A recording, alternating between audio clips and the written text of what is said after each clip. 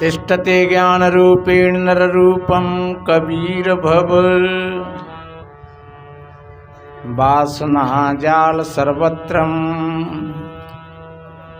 कृपा दृष्टि विनश्यते। तं कबीरं गुरुं वन्दे ज्ञानेनायधिकं भव। जड़ अध्यास महाबंधम बोध ज्ञान विमुच्यते।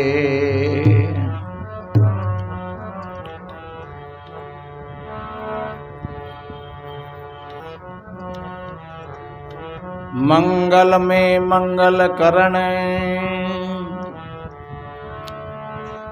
मंगल रूप कबीर।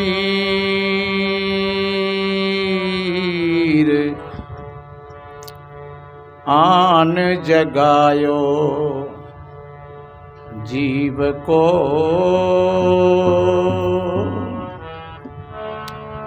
हरि कठिन भव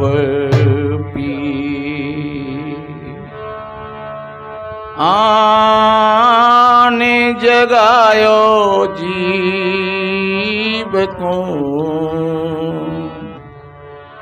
हरि कठिन भव पी।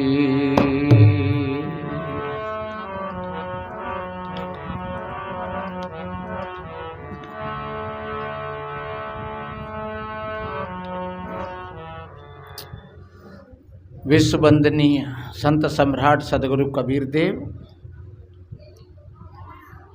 मुदबंगल में संत समाज, सभी धर्म प्रेमी सज्जन,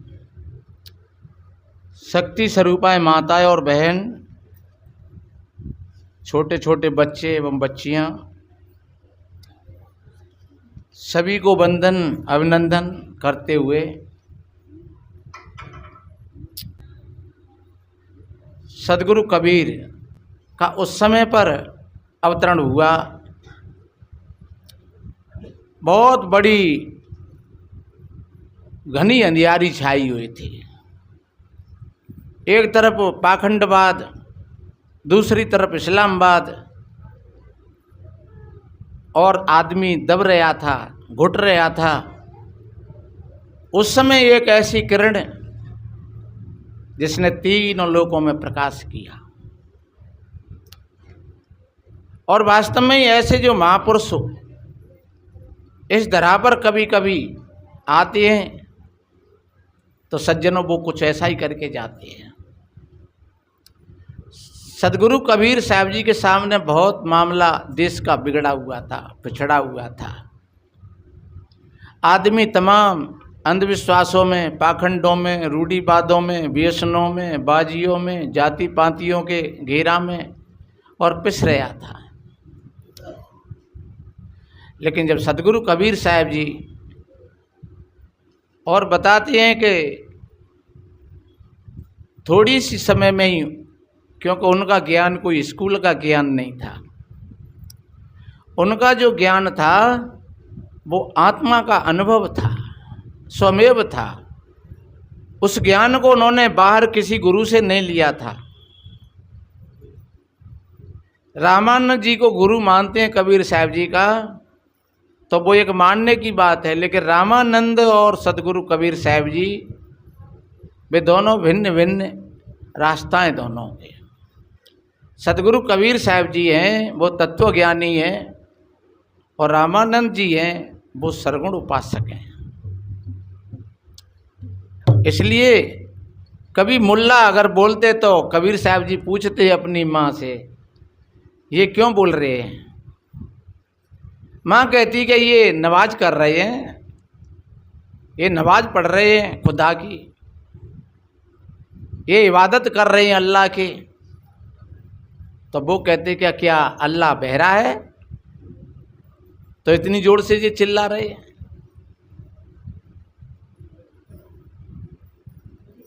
कभी बाई चांस जब मंदिरों में ऐसी गूंज सुनाई पड़ती तो कबीर साहब जी पूछते, ये क्यों इतना शोरगुल हो रहा है? तो माँ कहती, बेटा ये मंदिर में आरती हो रही है, प्रार्थना कर रहे हैं लोग भगवान से, तो ऐसे क्यों कर रहे हैं फिर? क्या परमात्मा कहीं दूर बैठा हुआ है? क्या परमात्मा कहीं अलग है? तो कभी कभी वो भी थक करके कह देती, हमें नहीं पता है तेरी बातों का, तू जाने कहाँ कहाँ से खोज खोज करके लाता है। तो मेरे भाई बहनों, वास्तव में ही उन्होंने जाति समाज की जो दीवार थी उसको भी तोड़ करके गिराया, और पूरे देश में धीरे धीरे उनका परचम लहराया। आज पूरे देश में सदगुरु कबीर साहब जी का क्या आश्रमों पर, क्या मंदिरों पर, क्या अच्छे भक्तों के घर पर और झंडा फहराए गए। कहीं कहीं बड़े बड़े जुलूस निकल रहे हैं, कहीं कहीं बड़े भक्तों की और रैलियाँ गांजे बाजे के साथ में जा रही हैं। तो ऐसा होना चाहिए, ये जन जागरण है। और दूसरे लोग भी देखते हैं, कहते हैं भैया ये क्या हो रहा है? बोले किसी संत कबीर साहब जी की ये जयंती के शुभ अवसर पर और ये सब काम हो रहा है। तो सज्जनों, आज इस कबीर आश्रम पर हम उनके नाम के आधार से ही, वैसे तो प्रति संडे को ऐसा कोई नहीं है कि जहाँ सदगुरु कबीर साहब जी का नाम नहीं आता हो, क्योंकि ये आश्रम ही कबीर साहब जी का है और हम कबीर मत से जुड़े हुए हैं, कबीर पंथी हैं। तो यहाँ जो सदगुरु कबीर साहब जी का ज्ञान है वो निष्पक्ष ज्ञान है, निर्मल ज्ञान है। उन्होंने किसी व्यक्ति को बाहर से बड़ा नहीं माना, किसी रंग रूप से बड़ा नहीं माना, किसी जाति समाज से बड़ा नहीं माना, किसी पद प्रतिष्ठा से बड़ा नहीं माना। अगर बड़ा माना तो फिर ज्ञान और गुणों से बड़ा माना कि मानव तेरा गुण बड़ा और मासन आवे काज, आड़न होते आवरण त्वचान बाजन बाज। कितना बढ़िया कहा है। और ऐसा मत समझना आप सभी भाई बहनों का हृदय हजारों नहीं लाखों प्रतिभाओं से भरा हुआ है। आप कुरेद करके तो देखो,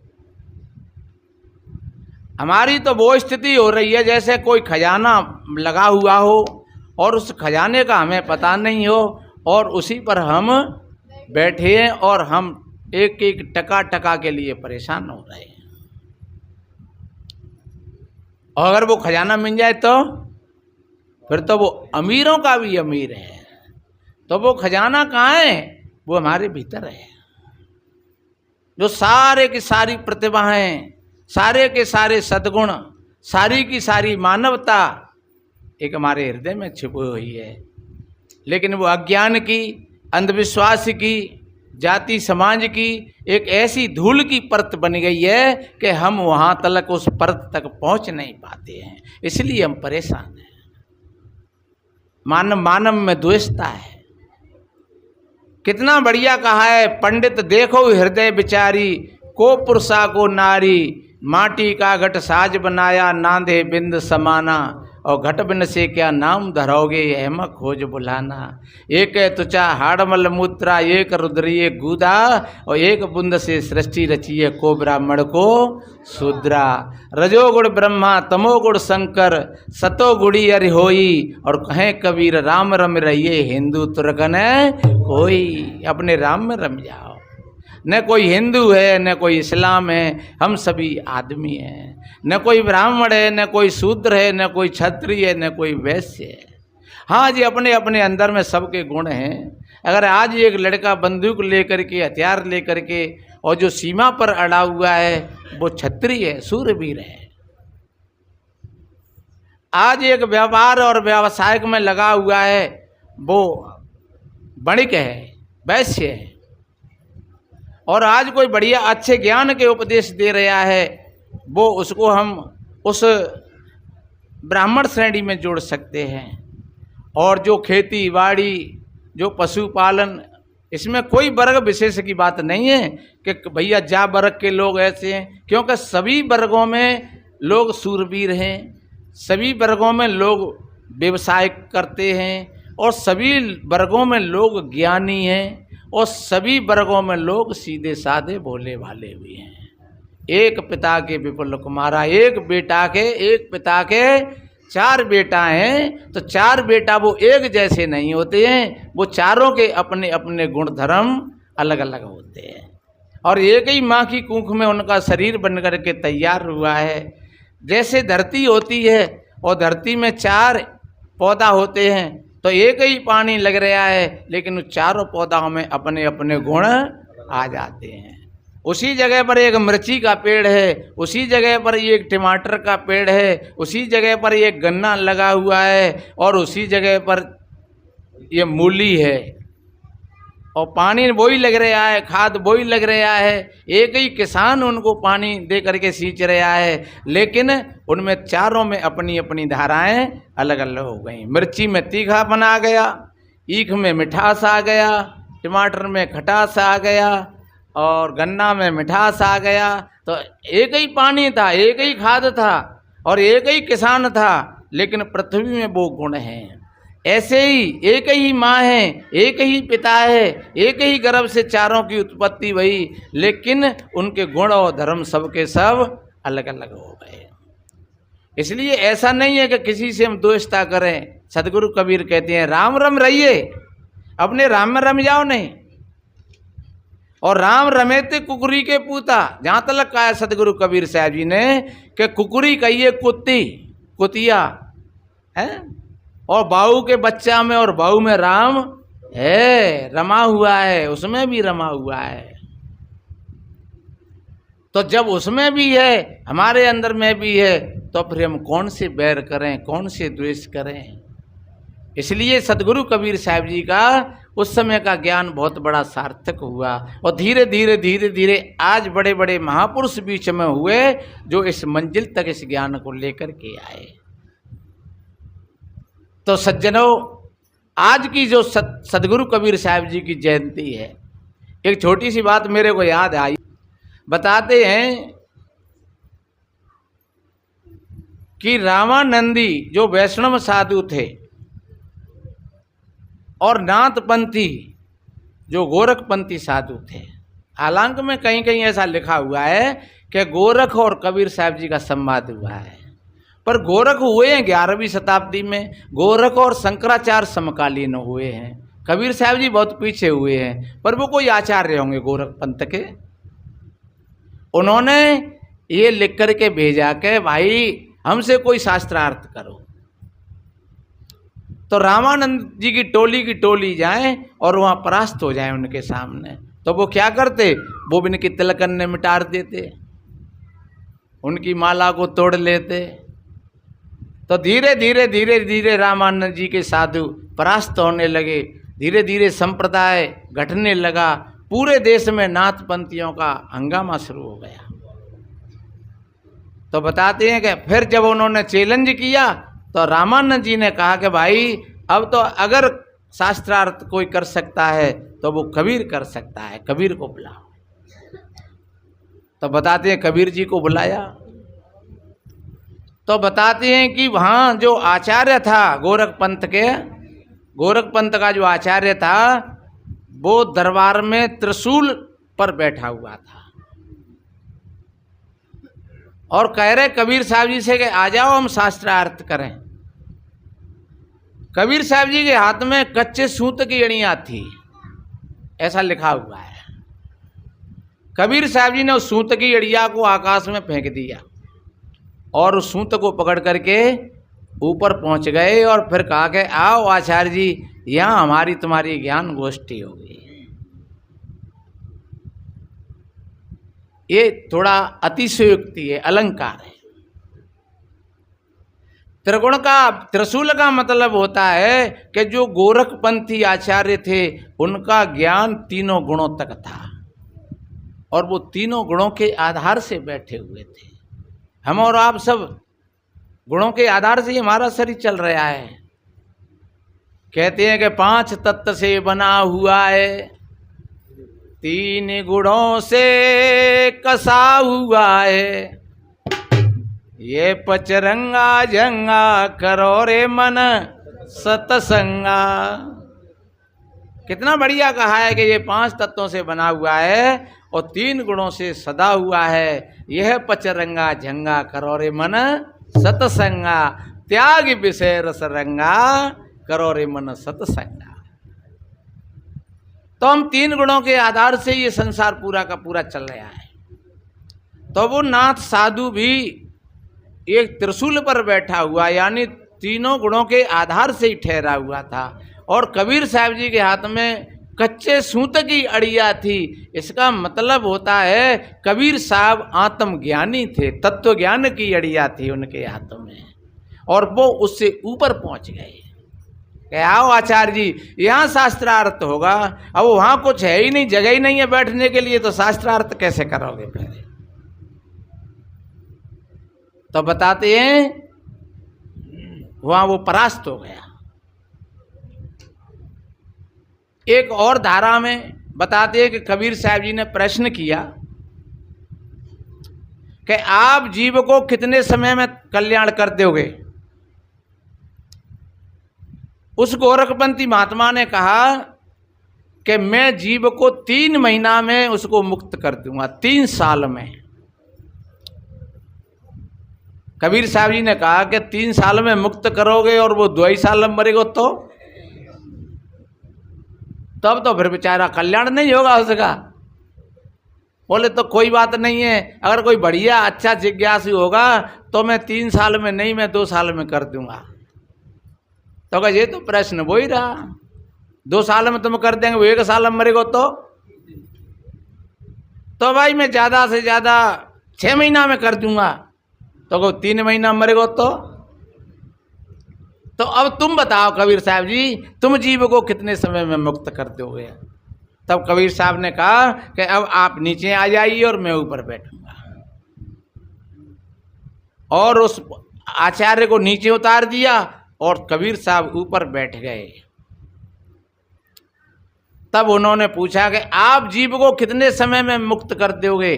तब कबीर साहब जी ने कहा मेरे आमने सामने आ जाए, मेरे पारक बोध को ग्रहण कर ले और वो तुरंत ही जीवन मुक्त हो जाएगा। कितनी बढ़िया बात है, मेरे सामने आ जाए और मैं सामने आते ही आते और जीव को मुक्त कर दूंगा। इसका प्रमाण क्या है? इसका प्रमाण यह है कि चलो हम और आप जानते हैं। तो ऐसा लिखा हुआ है कि कबीर साहब जी ने भैंसा को वेद पढ़ाए थे, पर भैंसा को वेद पढ़ाने का मतलब है कि एक अज्ञानी और गंवार आदमी को कबीर साहब जी ने ये ज्ञान दिया था। कहतना न जागी तो भैंसा बुद्धि है और वो ज्ञानी है जाए। और जिसको मेरा पारख बोध हो जाएगा उस पर तुम्हारा जंत्र मंत्र तोना टोटका भैरव बमानी कुछ भी काम नहीं करेगा। और बताते हैं कि एक भैंस चराने वाले को उस कबीर साहब जी ने ज्ञान दिया और वो ज्ञान फिर उनको हुआ, फिर वो निर्भय हो गया पूरा का पूरा। क्योंकि पारख बोध का मतलब होता है अपने स्वयं का बोध हो जाए, अपनी आत्मा का बोध हो जाए। और जब अपने आत्मा का बोध हो गया सज्जनों, पूरा काम हो गया। लोग परमात्मा को खोजते हैं लेकिन मिलेगा कहाँ? क्योंकि क्या परमात्मा खोया हुआ है? खोया कहे सो बावरा और पाया कहे सो कूर। और पाया खोया कुछ नहीं, ज्यों की तो भरपूर। नरे न कुछ पाया न कुछ खोया। पाया कहता है तो भी कल्पना होगी और खोया कहता है तब भी कल्पना होगी। क्योंकि अगर खोया हुआ है और उसको हम फिर खोजने जा रहे हैं और वो मिल गया तो वो फिर खो जाएगा, क्योंकि वो खोया ही हुआ है। इसलिए न खोया न पाया, ज्यों की त्यों हम अपने आप में ज्यों की त्यों समझ लें। तो मेरे भाई बहनों, ये कबीर का ज्ञान है। ये भूत प्रेत जंत्र मंत्र तोना टोटका भैरव बमानी, ये उस बोध में ये कोई भी चीज वहाँ संभव नहीं है। ये भूत और प्रेत, ये जंत्र मंत्र तोना टोटका, ये अज्ञानी लोगों पर काम करते हैं। ध्यान रखो, कथा है रामायण की कि मंथरा पर ही क्यों, मंथरा की बुद्धि को क्यों खराब किया सरस्वती ने? क्योंकि मंथरा का मतलब ही होता है मति की मंद, और जो मति के मंद लोग होते हैं उन्हीं को ज़्यादा ये भूत प्रेत जंत्र मंत्र तोना टोटका ये परेशान करते हैं, और जो विवेकी होते हैं, जगे हुए होते हैं, उनके लिए ये कोई चीज़ नहीं है। इसलिए सदगुरु कबीर साहब जी ने जगाया, तुम जागो, ये ब्रह्मभूत सकल जग खाया। ये भ्रम है, यही भूत है, जिन जिन पूजा तेई जहड़ाया। अंडन पिंडन प्राणन देई, और कोटि कोटि जीव कौतिक देई। बकरी मुर्गी कीने छेवा, आगल जन्मो नौसर लेवा। कहे कबीर सुनो नर लोई, और भूतवा के पूजे भूतवाई। तुम अगर भूतों को पूजेंगे तो तुम्हारी भूत बुद्धि हो जाएगी। आप देख लेना, कोई सियाने होता ना है, आप देख लेना भक्तों के चेहराओं को, उनके चेहरा पर खिलावट नहीं होती है, और जब किसी के सामने वो अपना विकराल रूप लेते हैं तो और भयभीत कर देते हैं। तो इसलिए मेरे भाई बहनों, अपने जीवन को बढ़िया बनाने के लिए, क्योंकि जो सदगुरु कबीर साहब जी का ज्ञान है वो समतावादी ज्ञान है। ये सदगुरु कबीर साहब जी का जो ज्ञान है ये मानवतावादी ज्ञान है, समतावादी ज्ञान है। और जब तक ये समता नहीं आती है, चाहे हमारी पारिवारिक बात हो, चाहे सामाजिक बात हो, और चाहे हमारी आध्यात्मिक बात हो, हमारे मन और इंद्रियों में अगर समता नहीं है, विषमता है, तो आपको सुख नहीं मिलेगा, आपको शांति नहीं मिलेगी। सुख और शांति है तो समता में है, अति में नहीं। किसी विद्वान ने कहा है, अति रूपेण सीता, अति गर्वेण रावणा, अति दानांत बलवर्दो, अति सर्वत्रम बरसते। अति मत करना, खाने में, पीने में, बोलने में, चालने में, खेलने में, बैठने में, उठने में, सोने में, जागने में। कहते हैं नहीं कि अति को भलो न बोले वो, अति की भली न चूप, और अति को भलो न बरसे वो, अति की भली न धूप। आप अति पर मन चले जाना कहीं पर भी, ये सदगुरु कबीर साहब जी का ज्ञान है। हमारे मन और इंद्रियों में समता हो। देखिए ढोलक ऐसे बाबा बजाते हैं, अगर जे नेक और ज़्यादा खींच दें तो टूट जाएगी, फट जाएगी, और जब नेक ढीली कर दें तो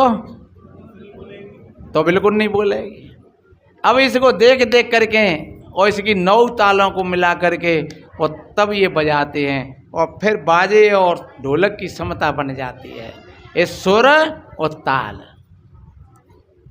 बाजे का सुर है और ढोलक की ताल है, और जब सुर और ताल मिल गए और फिर कोई अगर गाने वाले गाते हैं तो सबकी नार मस्त, सबकी नार हिलती है, सब मस्त हो जाते हैं। तो इसलिए मेरे भाई बहनों, ये सदगुरु कबीर का जो ज्ञान है ये समतावादी ज्ञान है। अपने मन और इंद्रियों में समता लाना। ज़्यादा खाना, भूखा मरना दोनों दुखदाई। ज़्यादा खाओगे तो बीमार हो जाओगे, और भूखे रहोगे तो कमज़ोर हो जाओगे। इसलिए ज़्यादा भी मत खाना और भूखे भी मत रहना। किसी व्रत और उपवास के नाम पर भूखे मत मरना, किसी देवी देवता के नाम पर भूखे मत मरना। हाँ, अगर नहीं इच्छा है रही हो तो मत खाना। फिर कहोगे कैसे मत खाइयो, कहने का ले लो बढ़िया खीर बनी है, ना ने इच्छा है रही, अरे नेक ले लो बढ़िया बनी है, और तुमने ले ली नेक, और तो वो भोजन नहीं रहेगा, वो विष हो जाएगा। तो मैंने बोला समता की बात, सदा शांति रहती है समता के पीछे, समता न रहती विषमता के पीछे। सदा शांति रहती है समता के पीछे समता न रहती, विषमता के पीछे विषमता रहा करती, ममता के पीछे विषमता रहा करती, ममता के पीछे ममता बढ़ाना मामूढ़ता है, सदा शांति रहती है समता के पीछे समता न रहती, विषमता के पीछे विषमता रहा करती, ममता के पीछे ममता बढ़ाना मामूढ़ता है। सभी संत गोरो जन जो रहे चर्चा बुलाना मामूढ़ता है। बड़े भाग्य से ऐसा अवसर मिला है, बड़े भाग्य से ऐसा अवसर मिला है, निरर्थक विताना मामूढ़ता है, निरर्थक विताना मामूढ़ता है। जहाँ रह रहे हो निकलना पड़ेगा, नहीं चाहने पर भी चलना पड़ेगा, निकलना पड़ेगा, नहीं चाहने पर भी चलना पड़ेगा। से त्याग कर हाथ मलना पड़ेगा, जिसे त्याग कर हाथ मलना पड़ेगा, यहाँ मन पसाना मामूढ़ता है। सभी संत गोरो जन जो समझा रहे हैं, चर्चा बुलाना मामूढ़ता है। बड़े भाग्य से ऐसा अवसर मिला है, निरर्थक बिताना मामूढ़ता है, निरर्थक बिताना। कितना बढ़िया कहा है, कभी मुग्ध होकर के तन में न अटको और कभी लोभी बन करके धन में न भटको। धन कमाना जरूर चाहिए। कितना है, धर्म अर्थ काम और मोक्ष, ये चार पुरुषार्थ बताए। तो पहले हमारे जीवन में धर्म अनिवार्य है, अर्थ बाद में। अर्थ कहते हैं पैसा को और अर्थ कहते हैं ज्ञान को। तो पहले धर्म, अगर जिसने धर्म को महत्व नहीं दिया तो वो अधर्म से पैसा कमाएगा, तो वो अधर्म का पैसा सुख और शांति से नहीं रहने देगा। इसलिए पहले धर्म। अगर आपके जीवन में धर्म है तो धर्म सहज ही सुख का स्वरूप है, पहली बात। क्योंकि आप सच्चे अर्थों में धर्मात्मा हो तो आपके अंदर में दया है, क्षमा है, संतोष है, धैर्य है, शील है, विचार है, त्याग है, वैराग्य है। ये धर्म के लक्षण हैं। तो जब सारी चीज आपके पास हैं तो फिर तुम परेशान क्यों होगे? क्योंकि धर्म है। और उस धर्म के आधार से फिर तुम अर्थ इकट्ठा करोगे। तो चाहे वो भौतिक अर्थ हो और चाहे वो आध्यात्म के अर्थ हो। आध्यात्मिक अर्थ कहते हैं ज्ञान को और भौतिक धर्म कहते हैं, भौतिक धन कहते हैं पैसा को, जड़ जमीन प्रॉपर्टी सोना चांदी। ये भौतिक अर्थ है। तो अगर आपने धर्म के माध्यम से ये सारा काम किया तो आपका जीवन धर्ममय बन जाएगा। आप जो धन भी कमाया है, आप उस धन में से अपना जीवन यापन करते करते साथ साथ और तुम दूसरे व्यक्ति का भी ख्याल रखोगे। फिर तुम किसी को भूखा नहीं देखोगे, तुम अपनी थाली में से, अपने भोजन में से अपना भोजन दे सकते हो। किसी विद्वान ने कहा है कि जो खिलाने में मजा है वो खुद खाने में नहीं। खाने से पहले सोच लेना, कैसा तो नहीं है कि किसी दूसरे का इसमें हक हो। मैं खा रहा हूं और इस भोजन में किसी दूसरे का हक तो नहीं है। अगर तुमने ये नहीं सोचा और तुम खा लिया, तुमने भर लिया अपना पेट, तो तुम कहीं ना कहीं बेईमानी कर गए। अगर खाने से पहले अगर तुमने सोच लिया तो फिर तुम दूसरों को भी हक दे करके और तब उसके बाद में खाओगे।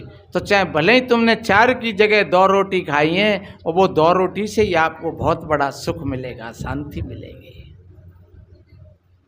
क्योंकि ये मत समझ लेना कि 2 रोटी खा करके जीवन कैसे चलेगा, हम तो 3 खाने वाले हैं, हम तो 4 खाने वाले हैं। नहीं, फिर तो ये चमड़े का शरीर है, आप 3 की जगह 4 खा ले, चमड़ा ने और पक जाओगे। 4 की जगह फिर 5 खाई ले और पक जागो नेगा। 5 की जगह 6 खाई ले और पक जागो नेगा। पर अब ठांस लग गई, अब ठांस ऐसी लग गई कि अब ये समझ लो कि अब मशीनों जाम है जा रही है। अब मशीनों जाम होने के लिए जा रही है, तो अब तुम्हें नींद उड़ाने आ रही बढ़िया, भजन पे बैठे हैं, भजन भी नहीं हो रहा है बढ़िया, क्योंकि सारी शक्ति तुम्हारी इकट्ठी होकर के वहां पहुंच गई। इसलिए कभी कभी हमने कितने लोगों को देखा है कि वो अति करते हैं खाने में और फिर वो बीमार भी ज़्यादा रहते हैं और आए दिन दवाइयाँ चलती रहती हैं। इसलिए मेरे भाई बहनों, पहले ज़रूरत है हमको धर्म की, दूसरे ज़रूरत है हमको अर्थ की, और तीसरे ज़रूरत है फिर काम की। काम बुरा नहीं है, नैतिकता से उसका पति और पत्नी का संबंध होता है। नैतिकता के आधार से हम 1-2 बेटी बेटाओं को जन्म देते हैं बढ़िया, और उनके लिए फिर घर मकान बनाते हैं, उनकी व्यवस्था करते हैं, उनको बढ़िया अच्छी शिक्षा दिलवाते हैं, अच्छे संस्कार दिलवाते हैं। काम एक वही चीज़ नहीं है कि मात्र कि स्त्री और पुरुष का मिलन हो उसी को काम कहते हैं। काम तो हमारे जीवन की जितनी कामना है और हम करते हैं वो सब काम ही तो है। बच्चा पैदा किए, अच्छी शिक्षा दिलवाई, अच्छे संस्कार दिए, उनको ठीक बढ़िया अच्छी जगह पर पहुंचाया, थोड़ा घर मकान भी बढ़िया बनाया, अच्छे खाने पीने की व्यवस्था करी, तो वो काय के आधार से भाई, वो आप पहले सूत्र से जुड़े हुए हैं धर्म से, और धर्म के ही आधार से आपने पैसा इकट्ठा किया और धर्म के ही आधार से उस पैसे को फिर अपनी व्यवस्था में वितरण कर रहे हो, तो वो पैसा आपको सुख देगा, शांति देगा। वो काम आपको सुख देंगे, शांति देंगे, आपके जीवन में आनंद पैदा करेंगे, और चलते चलते फिर एक समय ऐसे आ जाएगा कि जिसको हम मोक्ष कहते हैं।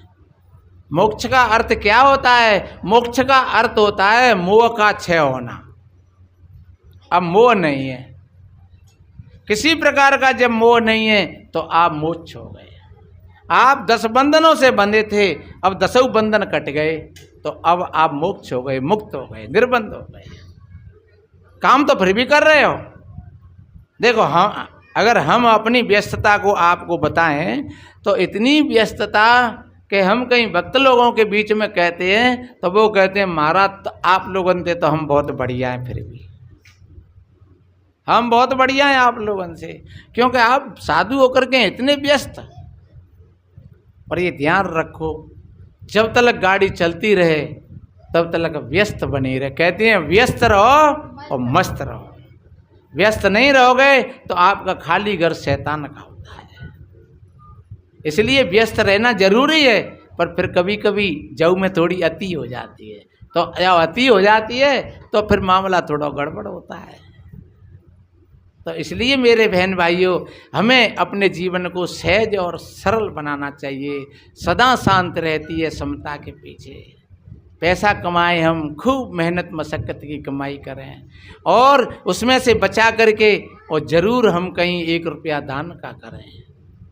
ज़रूर कहीं हम 3 रोटी खाते हैं तो 1 रोटी हम पशु पक्षी को छोड़ें, भूखे बिहारियों को छोड़ें, जो वास्तव में जो भूखे हैं बेचारे। हालांकि मैं पहले कहते कि भूखे बंगाली, क्योंकि पहले एरिया जो बिहार और बंगाल का था वो ज़्यादा टूटा था और उधर से लोग आते थे, अब भी आते हैं, लेकिन अब तो ये कहना अतिशयोक्ति होगा, अलंकार होगा, अब ऐसी बात नहीं है, पर वो कहावत बन गई है। इसका भाव यही है, आप भूखे प्यासे को भोजन कराना और जहाँ कहीं सेवा का काम हो वहाँ सेवा का काम देना शरीर से। देखिए कहूँ हमने देखा है, लोग जाते हैं बयान में, खाए पिए चरे और पड़े। ऐसे लोगों पर ज़्यादा ध्यान नहीं रहता है किसी का। और कहीं कहीं हमने ऐसा देखा है कि लोग जाते हैं और जाते ही खेम पे सेवा बटिया लेते हैं। झाड़ू ले लो, कहूँ पत्तन फेंक रहे हैं, कहूँ गिलास ने उठा रहे हैं, कहूँ बर्तन ने साफ कर रहे हैं, कहीं भोजन पवा रहे हैं, कहीं कुछ कर रहे हैं। तो सभी भाई बहनों को ऐसा करना चाहिए। जहाँ जाएँ सफाई में हाथ बटाएं, भोजन में हाथ बटाएं, रसोई में हाथ बटाएं और भोजन पवाएं सबन को, तो आपका जीवन सराहनीय रहेगा, सुंदर रहेगा, अच्छा रहेगा। तो मैंने निवेदन किया, आज ये सदगुरु कबीर साहब जी की जयंती पर और 2-4 बात हमने कही।